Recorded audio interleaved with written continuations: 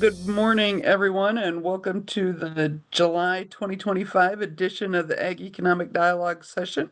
We've got two presentations today from Hoanh and Dr. Joe Santos.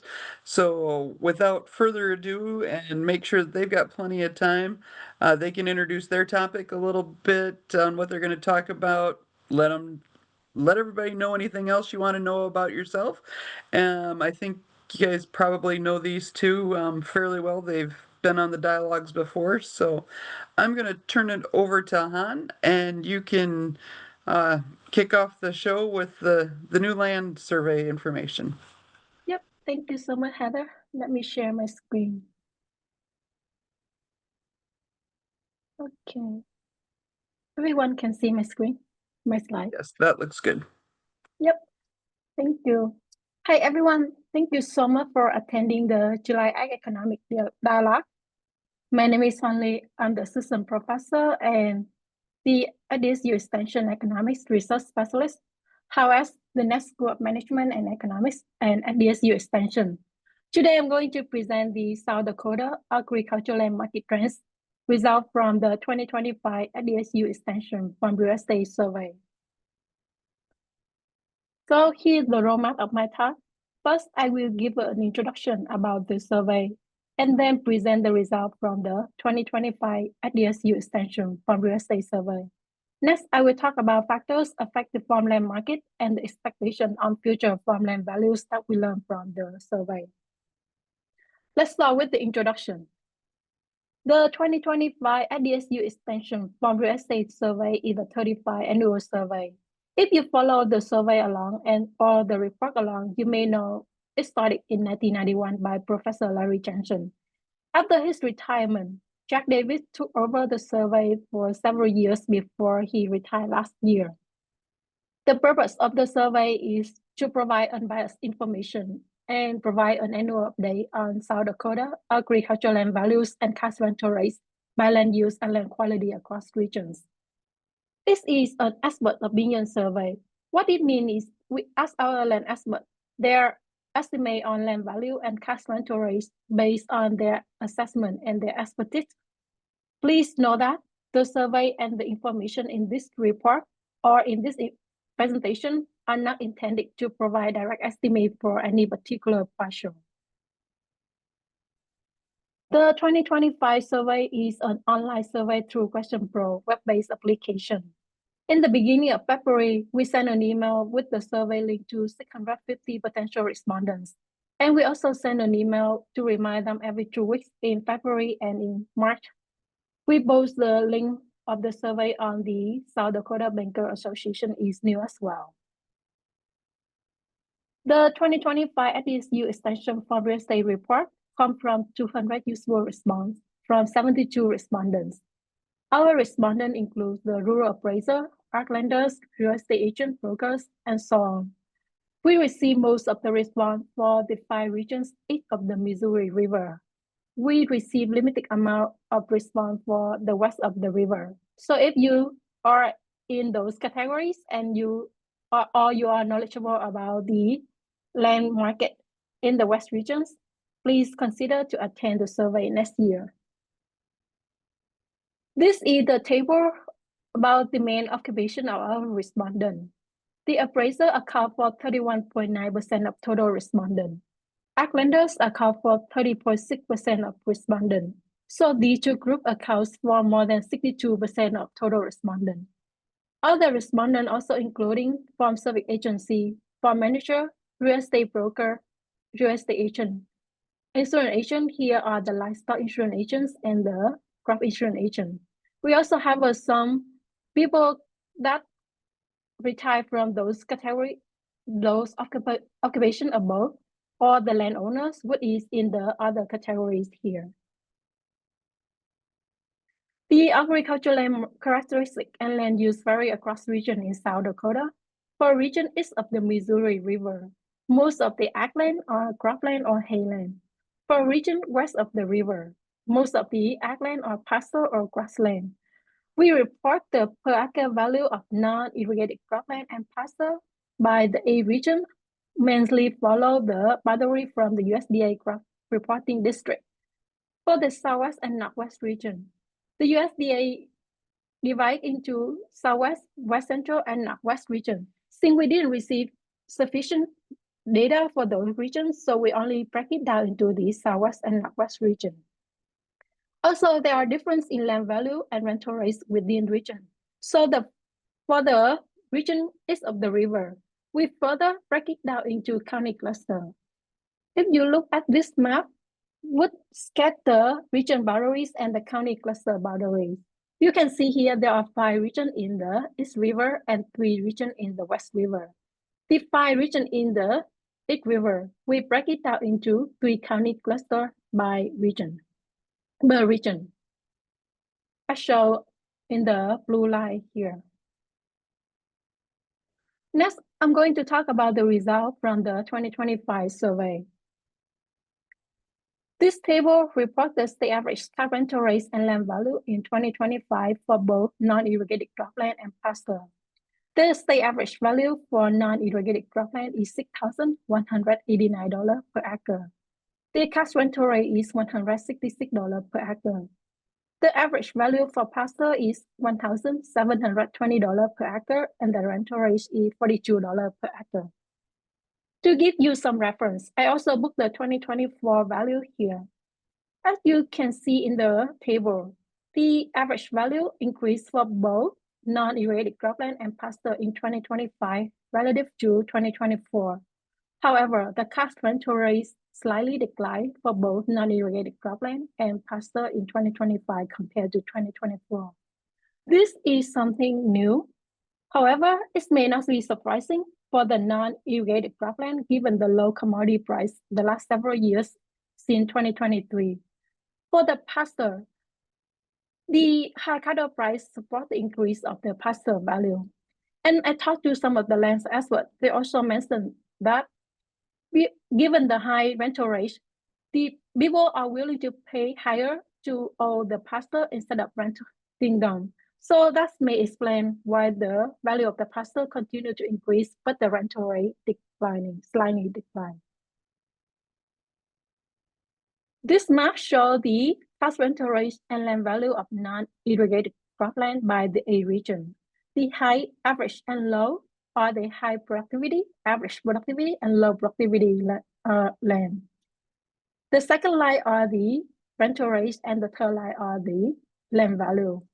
Among the A region, the East Central and the Southeast region has the highest rental rates and land value. And this is consistent with the previous survey. So these 2 regions always have the highest rental rates and land value. It's just the order, sometimes it reverses. And if you move from the east to the west, the rental rates and the land value decreasing as we move from the East River to the West River. This table reports the average value of non-irrigated cropland by region in 24, 25, and percentage change from 24 to 25. There is some regions, such as the Southeast, Northeast, and North Central, the Southeast, Northeast, and the North Central region experienced a slightly decline in 2025 compared to 2024. Other regions, such as the South Central region, experienced an increase of 1.6%. The East Central and Central region experienced an increase of 3.7%. This is a much more modest increase compared to the previous year. The Southwest and Northwest region experienced an increase of 7.5% and 6.9%. But recall last year we didn't have enough or sufficient response for the 2 regions. The state average increased by 1.1%. If you recall from last year, this is a much more modest increase compared to 12.1% increase in 2024. This map shows the average value and the cash rental rate by county cluster. Counties with the same color are in the same county cluster. For example, if you look at Point D for the South region here, Turner, Lincoln, Clay, and Union are in the same county cluster and has the highest cash rental rate and land value within the South region. Douglas and Charmis are in the same county cluster, has the lowest rental rate and land value within the South region. I'm not going to go deep into each county cluster. The idea to show you this map is to show you that within the region, there are differences in rental rates and land value, and we break it down into county cluster.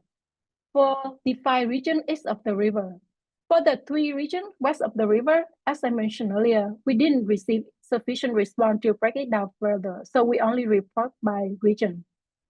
If you are interested in knowing more about the value and the cash rental rate by county cluster, you can take a look at our full report at the extension website. I will also provide the link to the full report at the end of the presentation. Let's move to the pasture value here. This map shows the average value and cash rental rate for pasture by region. Again, the East Central and the Southeast region has the highest rental rates and value for pasture among the 8 regions. And you move from the east to the west, the value of the pasture and the cash rental rate decreasing. This table reports the average value of pasture by region in 24, 25, and percentage change from 24 to 25. All regions experienced an increase ranging from 3.4% in the Southwest region to 13.1% in the East Central region. The state average increased by 7.6%. Although this is an increase, the increase in 2025 at a slower rate compared to 15.5% in the 2024, if you recall from the last year report. These maps show the average value and cash rental rate by county cluster. Again, the idea to show you this map to show you that we break it down into county cluster for the 5 regions east of the river, and there are differences in cash rental rates and land value exist within the region.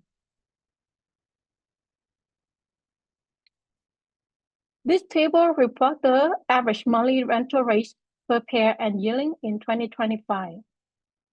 The average monthly rental rates per pair ranging between $48 in the western region to $66 in the eastern region, with the high of $84 in the eastern region and the low of $35 in the western region. The average monthly rental rate for yearling ranging between $29 in the eastern region to $42 in the central region, with the high of $55 in the central region and the low of $23 in the western region. The eastern region here, as the note here, eastern region includes the northeast, east central, and southeast region. Central includes the north central and central. And the western includes the northwest and southwest region. So for people who hold land as an investment, one measure they may pay attention to is the rate of return to ag land.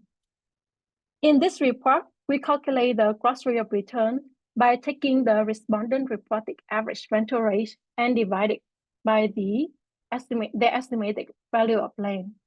Historically, the gross rate of return is higher for non-irrigated cropland compared to the pasture. However, the gap between the two becomes smaller and smaller over time. In 2025, the gross rate of return is 2.7% for the non-irrigated cropland and 2.4% for the pasture. This graph shows the gross rate of return for pasture, which is the blue line, and the gross rate of return for non-irrigated cropland, which is the yellow dot here, from 1991 when our survey started to 2025, which is our latest survey.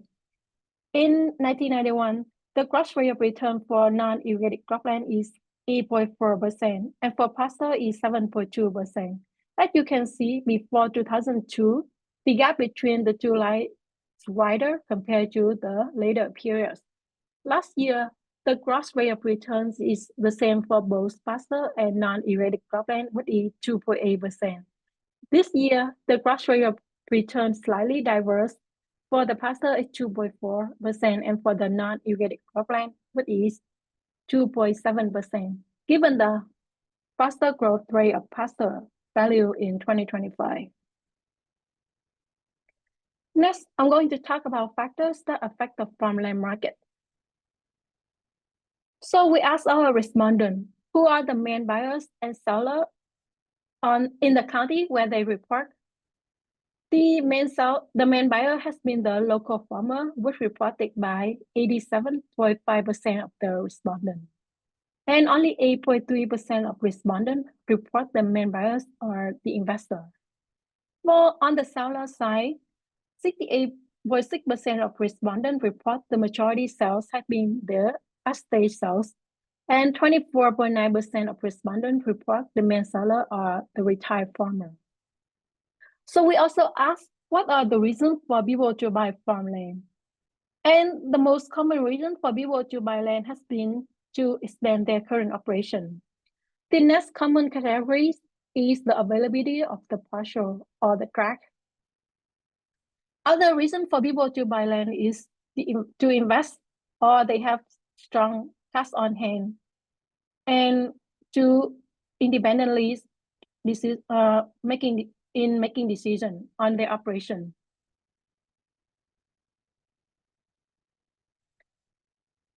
We also asked, so what are the reasons for people to sell farmland? Retirement has been the most common reason, reported by 42% of the respondents. The next common reason for people to sell land is to sell when the land value is high. The other categories here, when people report, it has been the estate settlement. And people also mentioned that for the estate settlement, people try to sell when the value is high. So the two regions has been related. Downside their current operation and adjust the investment portfolio, also the other two common reasons for people to sell land. We asked the respondent to list 3 factors that negatively affect the current farmland market and 3 positive factors that positively affect the farmland market. Our respondent raised concerns about low grant price, which has been mentioned by 35.3% of the respondents. And high interest rate has been another concern raised by 29.4% of the respondents. The positive factor that affect the farmland markets, including the availability of the parcel or the tract mentioned by 15.1% of respondents. The availability of cash mentioned by 12.9% of respondents. Limited land supply mentioned by 9.7% of the respondents.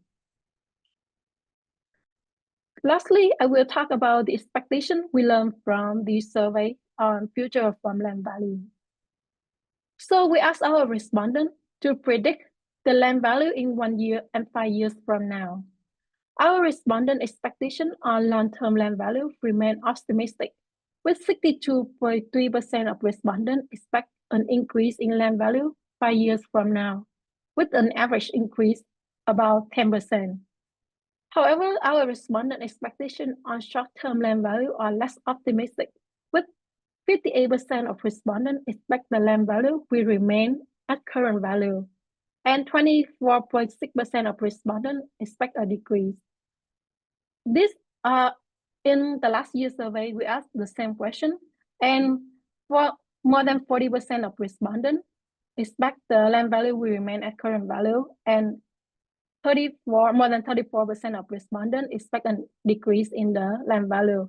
So this people, the respondent become more optimistic in this year's survey compared to last year's survey, given the percentage of people expect the land value remain at current value increase, and the percent of people expect the land value decrease had decreased compared to last year's survey when we asked the same question. So let me conclude here. The growth rate in South Dakota farmland in 2025 is more modest than the previous year. The average value of non-irrigated cropland increased by 1.1%. The average value of parcel increased by 7.6%. Factors that affect the farmland market, including the positive factors such as the availability of partial tract or the availability of cash on hand. Limited land supply is another positive factor. Our respondent raised concern about about the low grand price, which has lasted for several years, and high interest rate. Respondent expectations remain optimistic in the long term, but they are less optimistic in the short term. And you can read the full report at the extension.sdstate.edu, and when you scroll down, you will see the report on the website. Please see my contact information. If you have any question, you can send me an email or give me a call. And is there any question that I can answer now?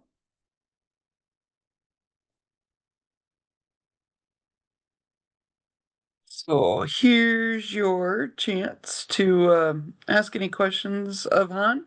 If you've got any that came through, you can either ask them out loud or type them into the chat. Otherwise, we will she'll remain with us till the end of the session, and we can ask questions at the very end. So, all right. Thanks very much, Han. Now we will turn it over to the Joe Santos and be ready to be enlightened because he's going to use some fancy terms in his title. So I'm not sure where we're going from there. So take it away, Joe. All right. Thank you, Heather. And thank you, Hoanh. I knew you were good, but that presentation really demonstrated that. So thanks for all that amazing work on land values. So that's sort of the micro side of things. And so I'm going to go say 50,000 feet and take a look at some of the macro features. Actually, one of them in particular that Hoanh ended on, which was one of the headwinds in terms of land values, is the interest rate environment we're in. So I'm going to focus on that. So I'm going to share my screen, and Heather's going to tell me if I do it correctly. And go to full screen and go up. How are you doing, Heather? It's great. Good. All right. So I'm going to dive in. I know it's a little bit awkward to just interrupt with questions, but I really encourage everyone to do that. I welcome you in that regard. So please feel free to do that. So I'm going to dive in. Bottom fishing for R star. I'll explain there's some terms here that need some refinement, but fishing refers to a Fisher effect, and R star refers to a base interest rate measure that we think about a lot and try to measure in macroeconomics, and it'll get us to where we want to go, which is to determine where interest rates are likely to go in the future. So first off, some ground truths. Just take a look at, say, the last quarter for which I have all the data, 2025, just some general features of the US economy, and then in red, general features of the South Dakota economy, just for some comparables. So real GDP growth, I wouldn't focus on those negatives too strongly. Those were some aberrational quarters for both the national economy and the state economy. Nevertheless, there's real GDP growth. The pattern more generally is positive, certainly for the national economy. Unemployment rate, labor markets are fairly tight in both the national and state economy, particularly in the state economy. Inflation measures, there are different ways we can do this, but no matter how we do it, we're still above the target of 2% that we all tend to focus on, and most importantly, that the Federal Reserve tends to focus on. Wage growth, more modest. That is, we think about wages growing because of both productivity and inflation. When we get numbers like the numbers we see there in blue and particularly in red, that's not too concerning. And then finally, interest rates, and I'm going to focus on that. But again, these are just some quarterly measures, just so that everyone watching has a sort of a base level from which to listen to the talk. So there's where we are, a relatively strong economy nationally, some headwinds at the state level, perhaps. Labor markets tight in all cases, and interest rates, well, they are where they are. Let's focus on now whether we think there are forces at work that are liable to increase those rates or decrease them or keep them the same, right? So first, some connection to what Hoanh just went through so beautifully, this relationship between, let's say, land valuation and the interest rate. So we can connect the first 30 minutes to the second 30 minutes. So here's the connection. It's a time value of money equation. What Hoanh was just talking about is on the left side. That's the price of the asset. And of course, what's on the right side are those rental incomes, a stream of payments coming forward into from the future, discounting them to the present. And of course, the way we do that is with an interest rate. So you can see the interest rate, as we say, lives downstairs in the denominator. And so if that interest rate rises, what we get is a reduction in the present value of the asset. So you can think cropland or whatever. But the point is we're discounting using the rate. So there's the fundamental relationship. So if we can talk a little bit about what that interest rate's likely to do, we are in effect talking about what land valuation is likely to do, at least in terms of one macroeconomic factor, right? So there it is. Interest rates go down, asset prices measured in the present go up, and then likewise, rates go up and asset prices go down. So I want to focus on this interest rate environment. And I have to start with the individual, of course, who is running the central bank right now and whose name is appearing, whether he wants it to or not, in the press quite a bit because of pressures some view as an environment that is interest rates are too high and he's being asked to lower them and so on. So we all know the backstory. What Jerome Powell's primarily focused on is probably a picture like this. So this is a measure of inflation. So how do we do this? Let's just everybody focus on, let's say, the last data point where that cursor is kind of revolving around. We go up and we turn left and we get a number like 2728. Well, that's the inflation rate in that most recent quarter, say 2.7 or 2.8%. This is one way to calculate inflation, a so-called PCE core. We could argue about how we do it, but no matter how we do it, we get a number that's above 2 right now. And so what Jerome Powell is focused on is bringing this number back down to 2, which is something the Federal Reserve is more comfortable with. But what Jerome Powell's also acutely aware of is this time series chart that includes some earlier periods of inflation around the 70s and early 80s, which were unacceptably high. And so the point here is he's sort of two things going on. One is just the empirical reality that inflation has at times over U.S. history risen to an unacceptably high levels. And he doesn't want that to happen under his watch, much like no central bank would want it to happen under their watch. The other thing he's probably thinking about is the history of this period and the sort of his counterpart at that time. And so that, of course, is the now famous Paul Volcker, when smoking was good for you.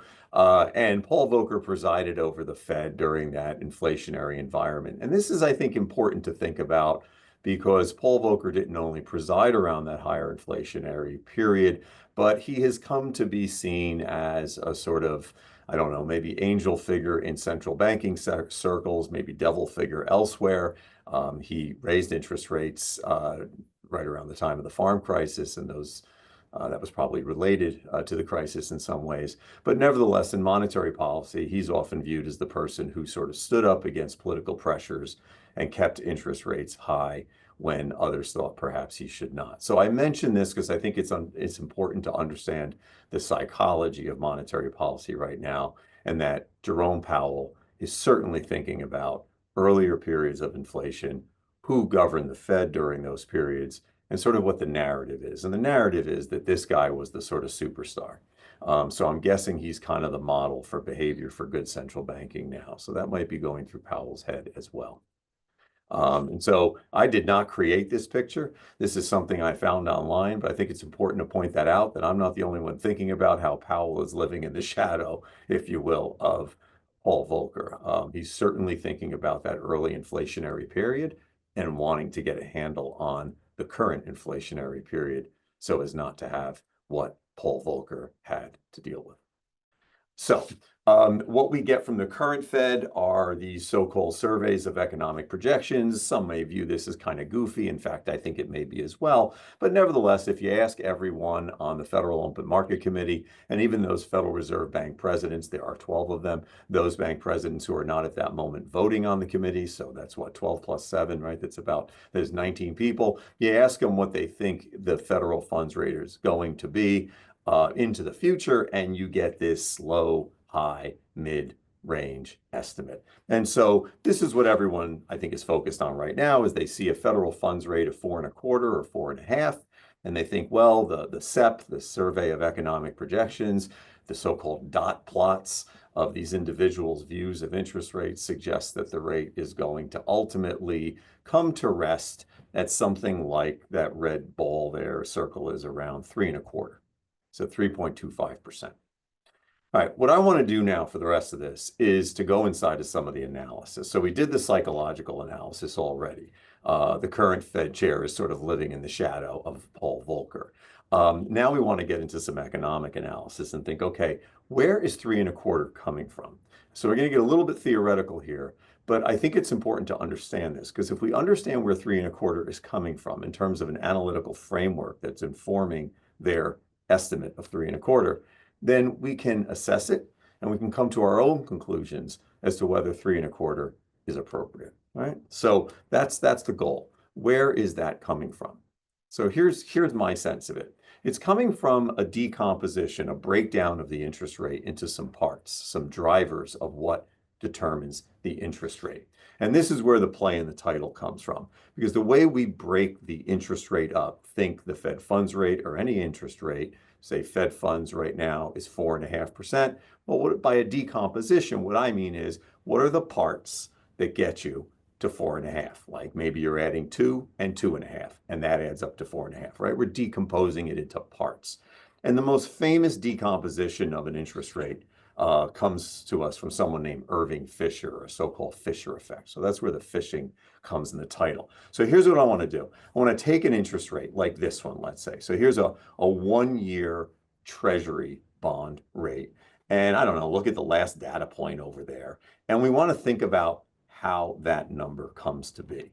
Now, I know I started with the Fed and the Fed funds rate, but the reality is the Fed funds rate is set by the Fed, and it's not really interesting to think about where the Fed funds rate comes from if we know that a group of individuals is essentially determining it. So I'm just going to say to everybody listening, let's, instead of focus on red, the Fed funds rate, let's just focus on a market rate. And so that's the 1-year Treasury rate, right? So in other words, we have both of these we can think about. Fed sets red, the market sets blue.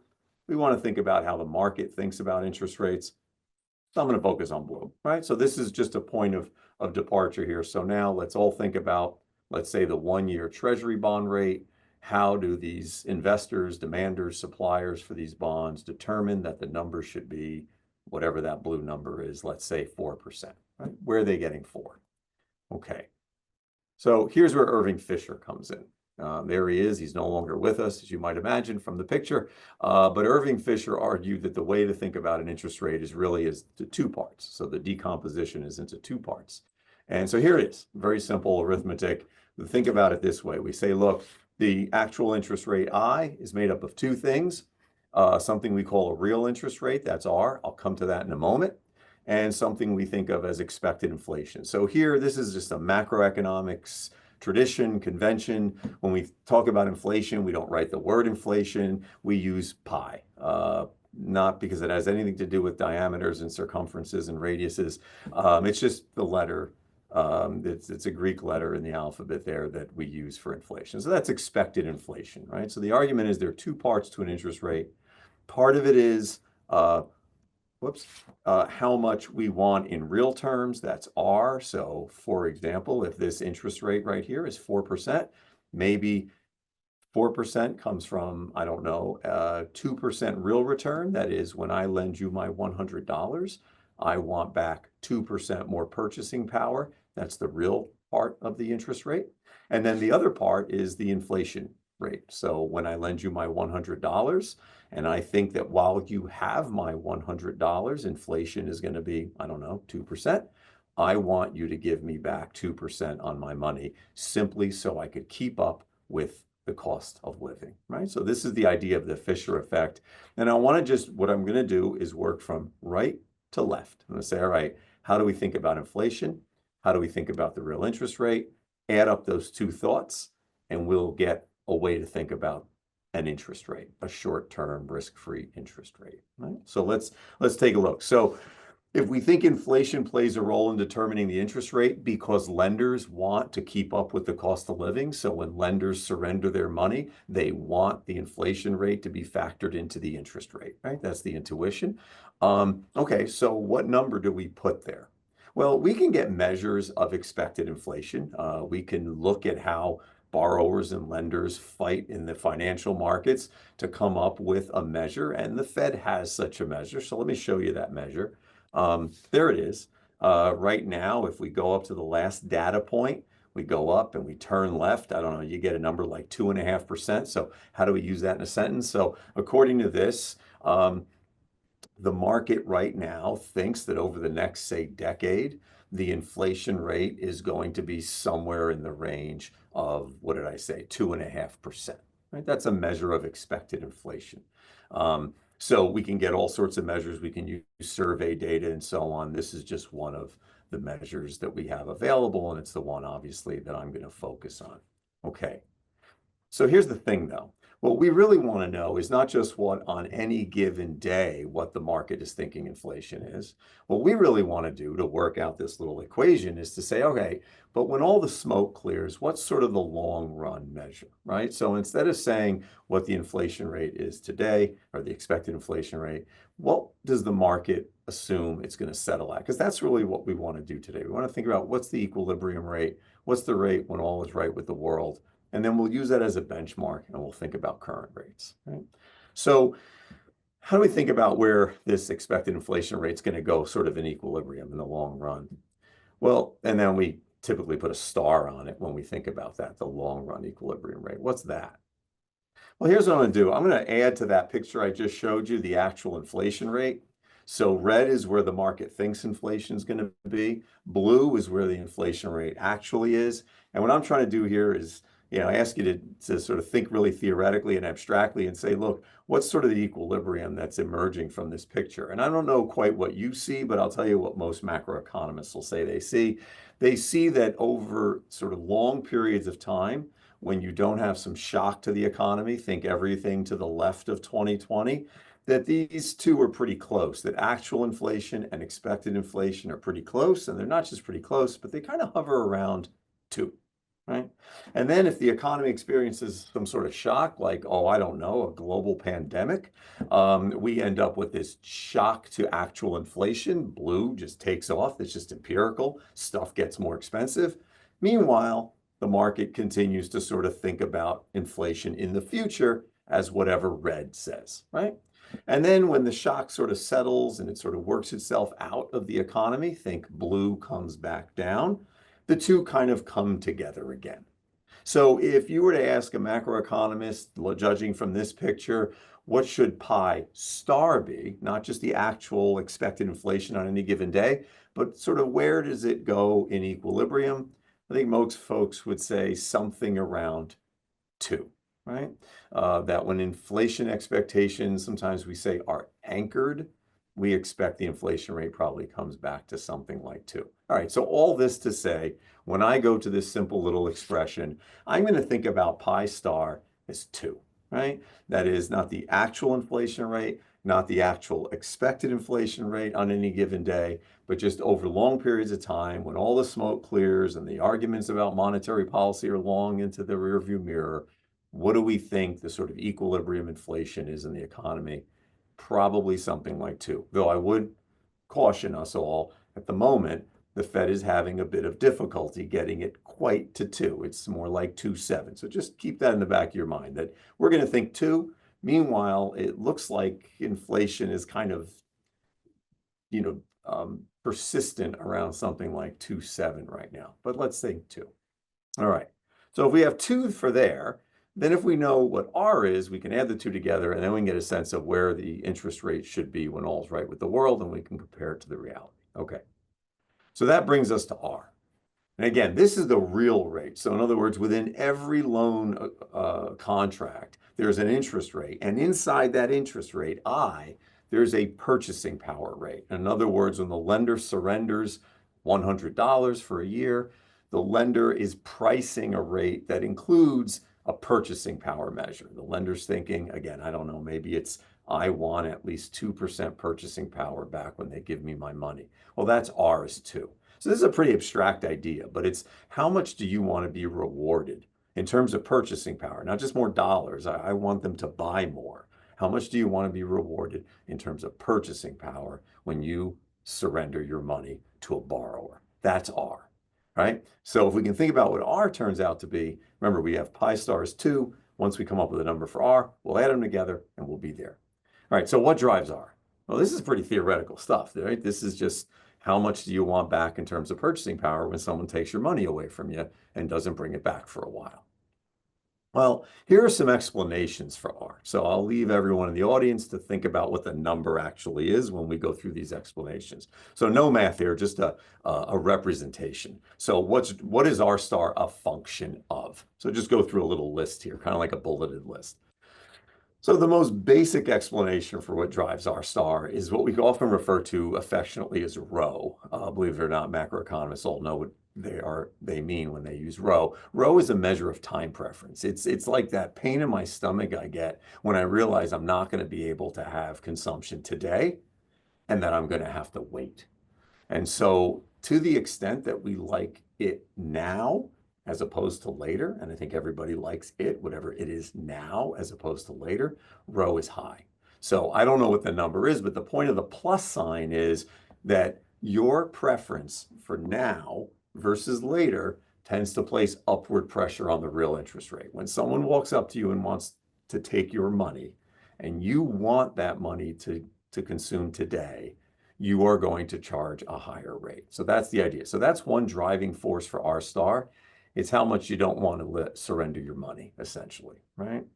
What's another reason why I may look at a potential borrower and say, it's going to cost you more?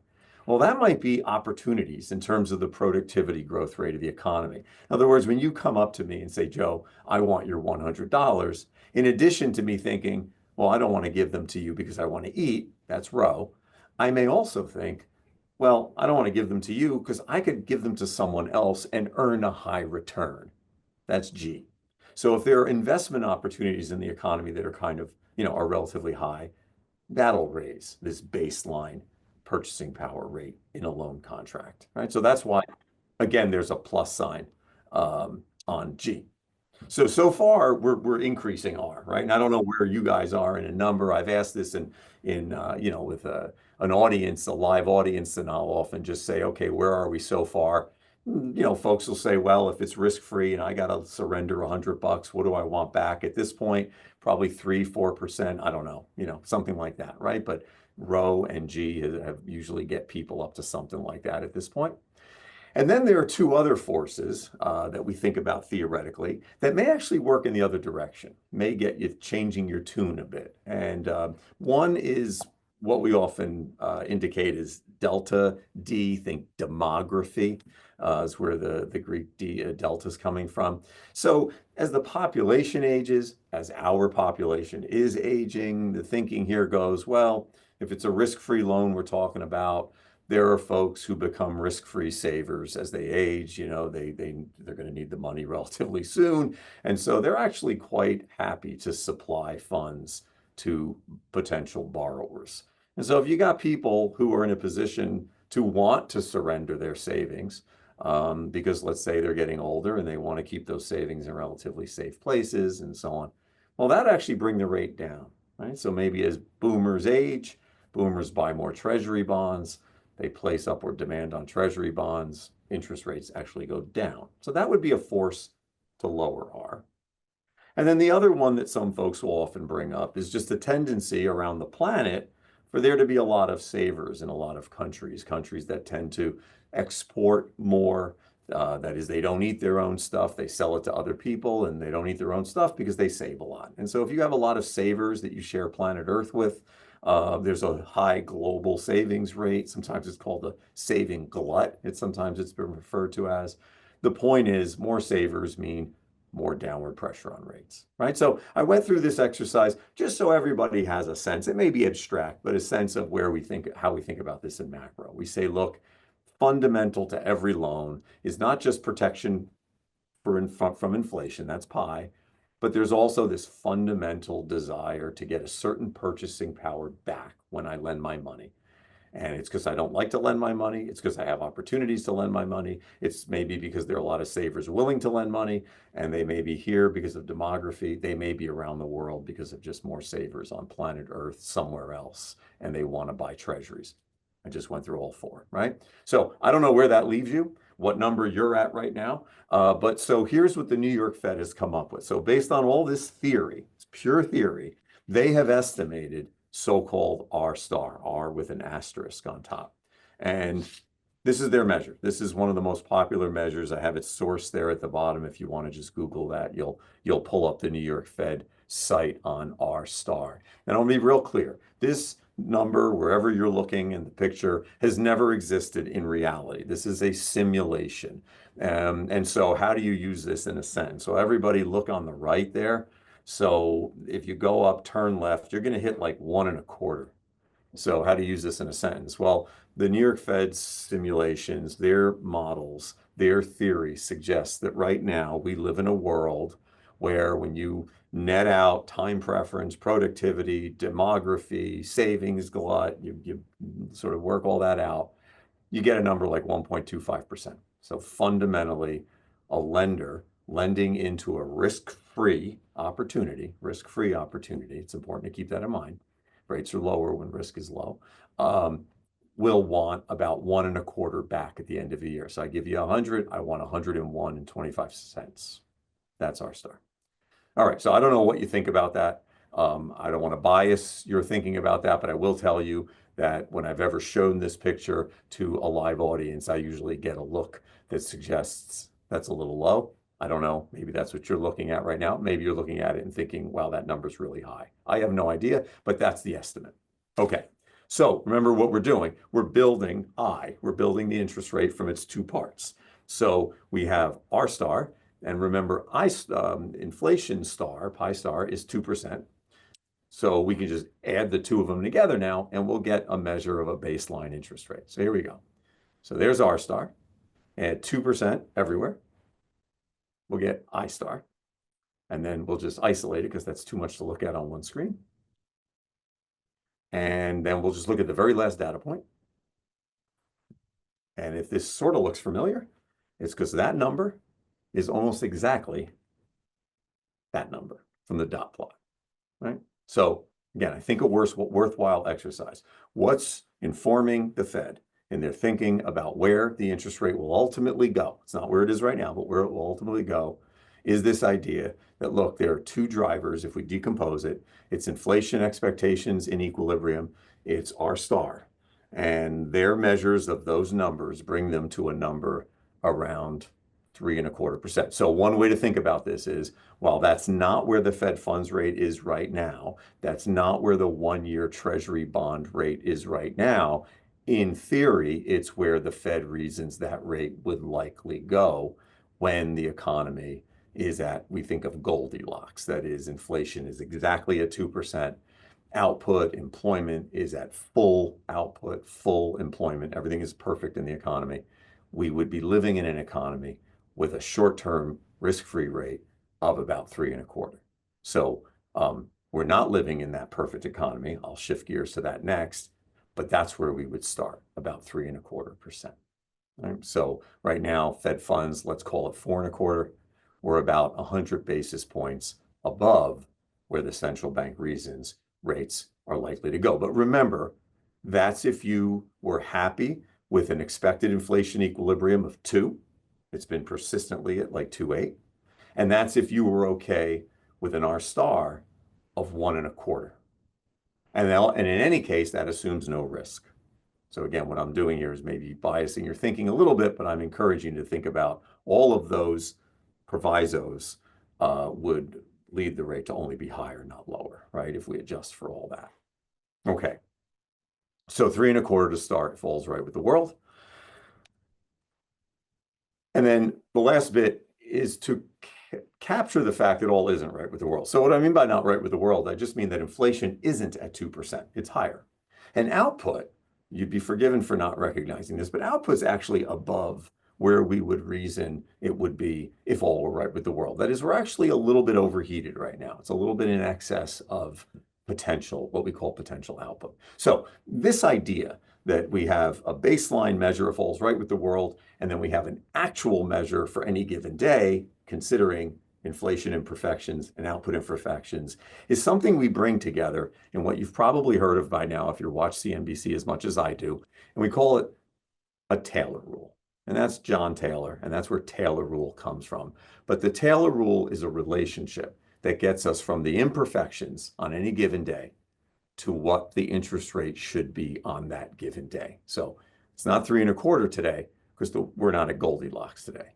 So how do we adjust 3.25 for not at Goldilocks, right? How do we do that? So that's something we call a Taylor rule. And again, a little more arithmetic, but pretty straightforward. This is the rule. So the idea is if you want to know what the Fed funds rate is today, that's the target today. You want to know, let's say where 4.25 comes from. You got to do a little bit of arithmetic. Take R star, just what we've talked about before. Take pi, what we were talking about before. That's like if all is right with the world. But you can't stop there if all isn't right with the world. So if there's an inflation gap, what do we mean? Well, it's 2.8%. We wanted it to be 2. That's a 0.8% gap. So if there's a gap, you got to put it in there. Notice there's no gap, that's 0, and it just goes away, right? Simplifies the expression. But there is a gap. So we put that in there and we do whatever the arithmetic says. And then also, is there an output gap? And this is a little, again, a little abstract, but the idea is based on what we imagine the US economy could do in an equilibrium in the long run without creating more inflation, where are we relative to that? And if we're above it or below it, we got to add that or subtract it accordingly in the gap. So let me just show you this. I give you a measure of this. You can get this from like the Federal Reserve. You can just see the gap here. Output is blue, and this measure of potential output is red. And you just eyeball it and you see blue is above red. That's the gap. That's the gap too, when blue is below red. But the point is at the moment, the gap is positive, right? So back to the expression, inflation gap is not 0. So we got to factor that in. Output gap is not 0. So we got to factor that in. Okay, so we do that. We plug in all the numbers.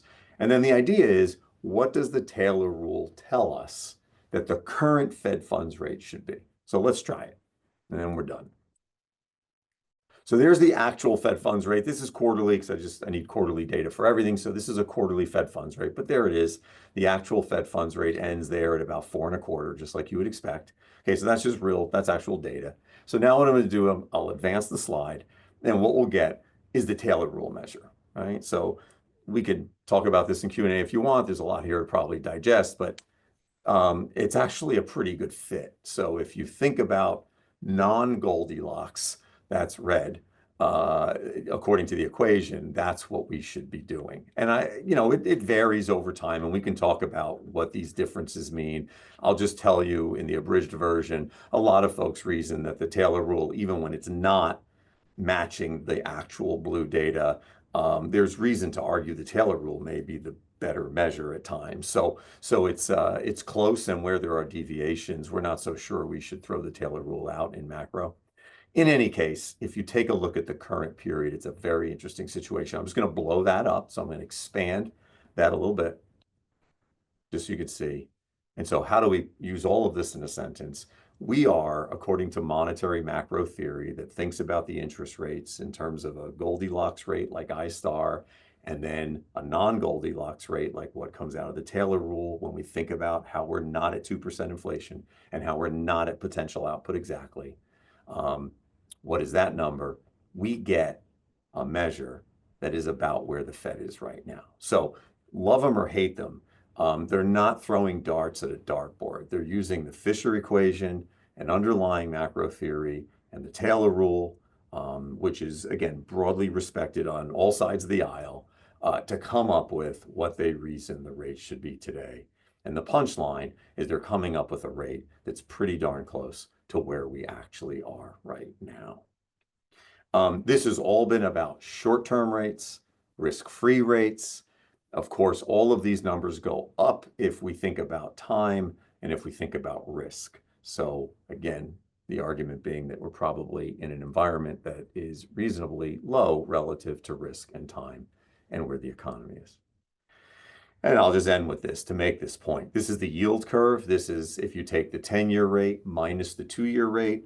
When you're positive, the yield curve has a positive slope on it. When you're negative, the yield curve has a negative slope. And all I mean to point out here is that the yield curve has been steepening recently as we've come out of this sort of crazy pandemic environment.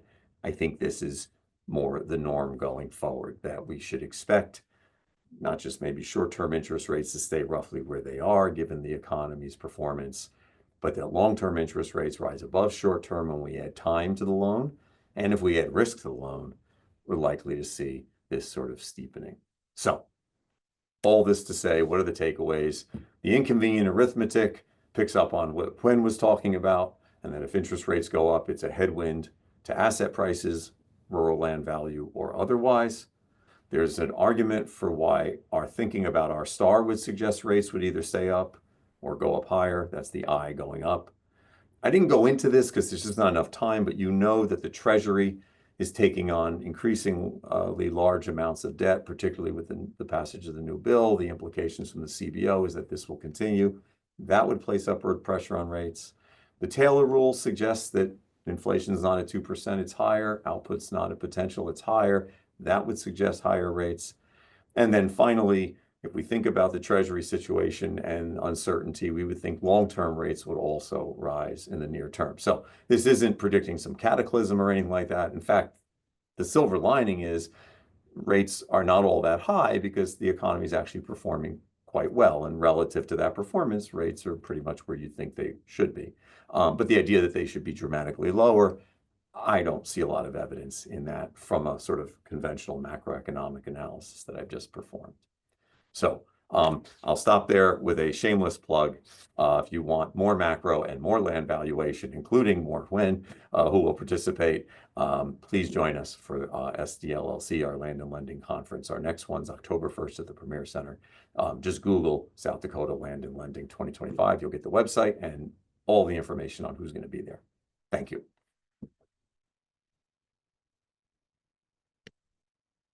Shameless plugs are highly allowed in this platform. So in this environment, good. In this environment, they are encouraged. So you bet. Okay, so October 1st, you said, for the Land and Lending? Yep, October 1st for Land and Lending. You go to that website, you'll see all the main stage events. There's even a call if folks want to participate, actually host a breakout session. We have a few sessions open, and we've done this competitively. So call for proposals. You can send me what you're proposing to do during that 45-minute breakout, and then we'll complete the breakout session schedule accordingly. Perfect. All right. So I put a link in the comment section, or in the chat session. So if you guys would fill that out before you leave today, no rush on that at all. But we will now open it up for questions.